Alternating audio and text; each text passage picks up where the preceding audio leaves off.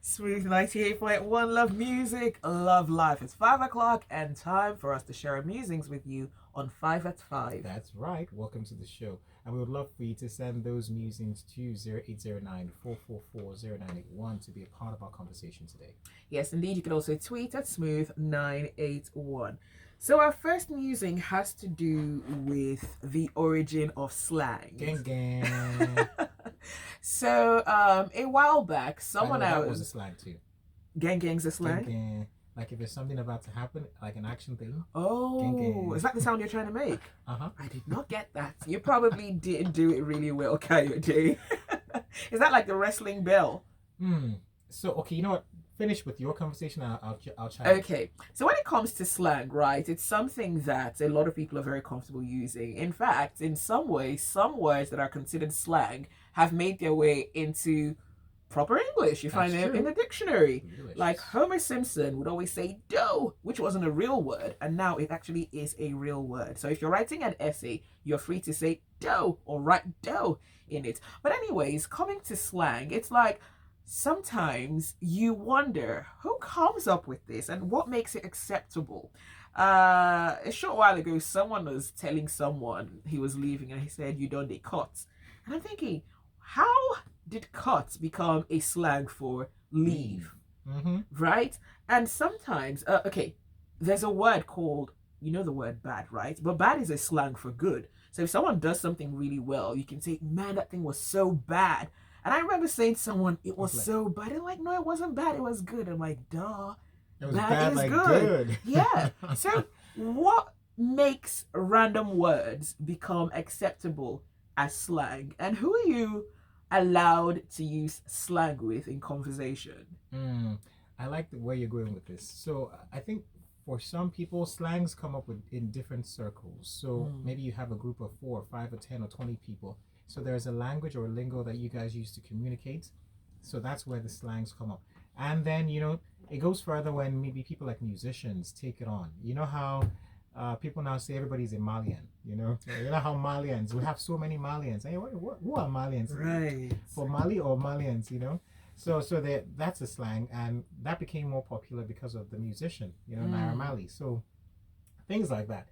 But it's very interesting to know that there will always be slangs, and they find their ways into dictionaries, and it's a thing of beauty, I dare say. Yes.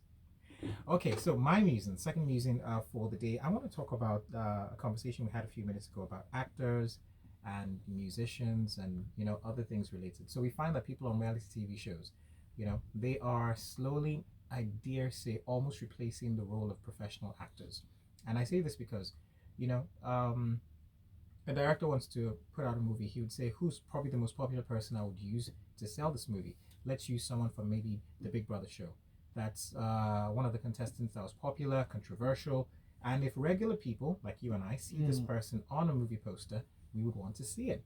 And same thing applies with skit makers, you know? So a lot of skit makers today have followers in hundreds of thousands, possibly millions, across Instagram, Facebook, Twitter, social media, all across like that.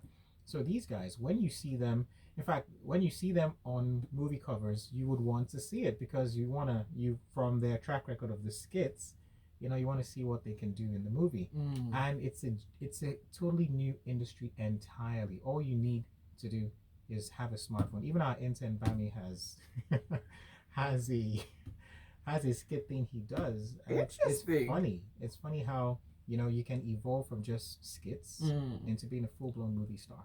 And I mean, it's decent, but when you think about the professionally or classically trained actors and actresses who take their craft very serious, who've risen in ranks, who've gone through the process, attended exactly classes, and they've really worked their way, perhaps because they don't have that commercial appeal, they will probably be losing out those roles to these guys that have the massive following on social media. I'm not hating. I mean, good on anyone that's but you know the making something. The difference is that they will always be, for example, these Instagram guys, the Twitter guys, they can't do theater, proper theater. You know how we go and watch a stage play? Right. They can't do that.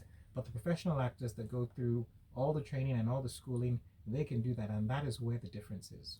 You know, Always class. I've interviewed a lot of A-list movie of actors in Nigeria, and amazingly, when I always ask, because I want to know, like, do you prefer TV, the big screen, or stage? Probably 90% of them. They tell you stage. Absolutely. I kid you not. It's beautiful. Wow. All right, so let's move on to our third musing, and it's about the use of words, specific words in the form of terms of endearment. So it's normal to see family members, close friends call each other hon or sweetheart or darling or sugar or mango, anything. I don't think I've heard mango. I mean, if you can say you're the apple of my eyes, right? You can probably say you're the mango in my fridge. But yeah. So people are comfortable using these expressions, and when it's someone that you have a close relationship with, it's understandable and even appreciable. Some people would pick a fight with their partner because they're calling them their full names, Mr. Joseph Adewale Are we Johnson. quarreling? What's going on? See, why didn't you call me baby? Exactly. But what is very interesting is when people use these terms of endearment on people that they don't have that sort of relationship with. Like someone you just meet says, "Hello, dear." Who is your dear? It's Tiny awkward. dear. Tiny dear. Right, did I get that right? You got it. Okay, so it's considered inappropriate to use terms of endearment on people that you don't have that sort of relationship with. Some people say, "Hello, pretty angel," or "Hello, darling." Oh no, you've heard that joke that your boyfriend, you post a picture, your boyfriend says nice or cute, and then someone that's stalking you says, "Oh, my pretty damsel angel from," and a long line. If you're not sure, please just stick with the person's first name. And it can be confusing too, because, for example, some men don't understand. They don't understand signs. So they say hello or hi to you, and then you say hi, hon, and you're oh, she must be really into me. Yes. You got to be careful how you put that out there. That is so true. All right, so for our fourth musing, I want to talk about sirens, right? And this was a conversation we had yesterday with another friend of ours. So I realized that, you're in traffic, you see like an ambulance coming, people will clear the roads if there's like an emergency.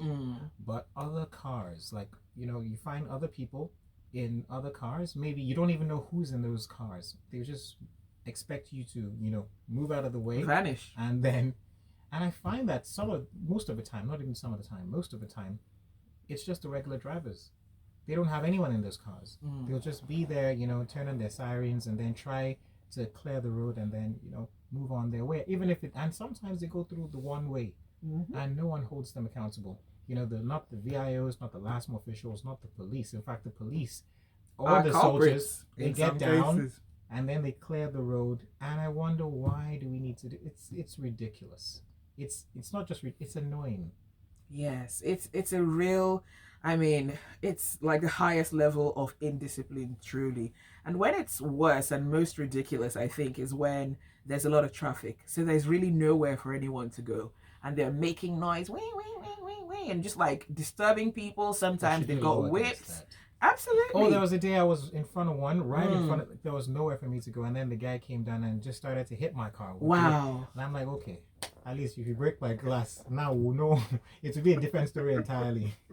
And it's really sad that the people who should actually be curbing this sort of behavior most times are culprits as well. Don't forget, you can let us know what your thoughts are. 0809 444 0981 on WhatsApp. Okay, so for our fifth and final musing, this one has to do with data protection in Nigeria. And I can't say that data protection in Nigeria is almost a joke.